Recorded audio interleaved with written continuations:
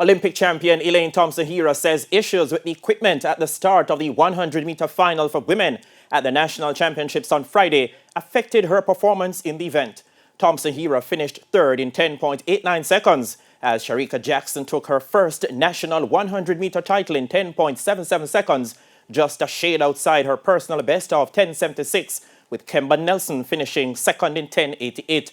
However, technical issues delayed the start of the race for several minutes. Walk away, but I remember you have to qualify for the World Championship.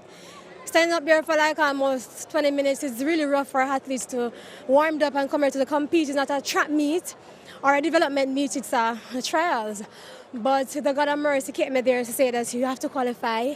And when I came out, it's because it's some technical difficulties, but he actually said set with mouth, not by the microphone. We could not hear, so I came out, I fell flat because I stood there so long, and I just fight for that third. I didn't know I came third.